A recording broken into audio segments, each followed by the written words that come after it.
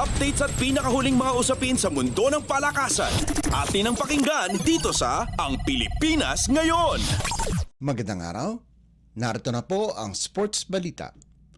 Sisimulan na ng Barangay Ginebra Gene Kings at ng TNT Tropang Giga ang kanilang Best of 7 Finals Series itong darating na linggo, ika-27 ng Oktubre, kung saan ang tropeo ang kanilang pag-aagawan sa PBA Governors Cup. Ang Ginebra TNT Showdown ay isang rematch ng kanilang 2023 Governors Cup Finals kung saan si Ronday Hollis Jefferson at ang Tropang Giga ang namayagpag sa loob ng 6 na laro. Magsisimula ang 2024 Finals sa Inares Center, Antipolo bago lumipat sa Smart Araneta Coliseum kung saan gaganapin ang Games 2 hanggang 6. Kung kinakailangan, babalik ang PBA sa Antipolo para sa Game 7. Ang Best Player of the Conference at Best Import ay paparangalan bago magsimula ang Game 4. Updates at pinakahuling mga usapin sa mundo ng palakasan. Atin ang pakinggan dito sa Ang Pilipinas Ngayon.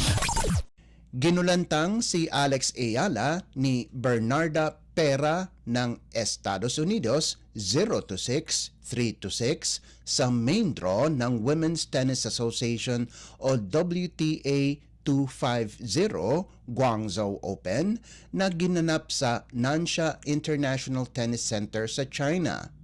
Linampaso ni Pera na ranked world number 79 ang 19 anyos na Pilipina sa unang set bago mapigilan ang 3-all sa second set at napanalo ang 3 sunod-sunod na laro para makapasok sa round of 16. Kahit inabot lamang ng 1 oras ang laro ni WTA world number 147 na si Ayala sa main draw ng WTA 250 Guangzhou, nagpapasalamat pa rin siya sa kanyang nakamit na karanasan. Nakapasok si Ayala sa kanyang ika-5 main draw sa WTA tournament ngayong taon pagkaraang talunin si Xinyu Gao 6-2, 6-7 at 6-2 ng China sa unang qualifier bago makapasok sa round of 32 pagkatapos ang 6-2 at 6-2 panalo laban kay Elena Pridankina ng Russia. Ipagpapatuloy ni Ayala ang kompetisyon sa China kung saan masisilayan siya muli sa WTA 250 Jiangxi Open sa susunod na linggo.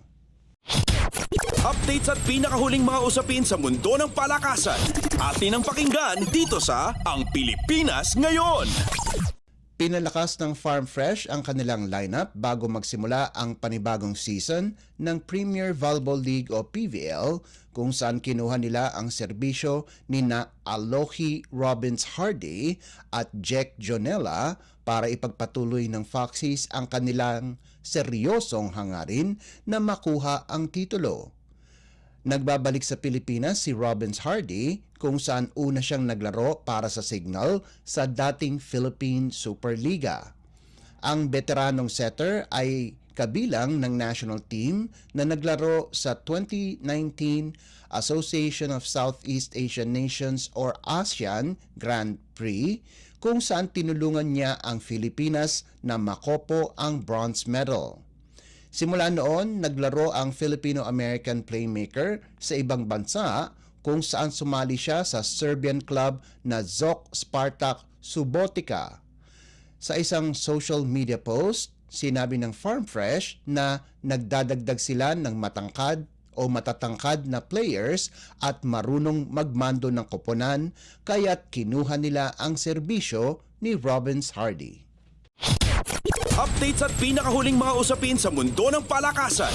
Atin ang pakinggan dito sa Ang Pilipinas Ngayon.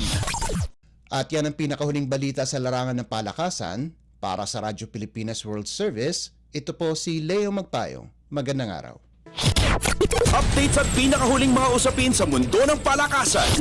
Atin ang pakinggan dito sa Ang Pilipinas Ngayon.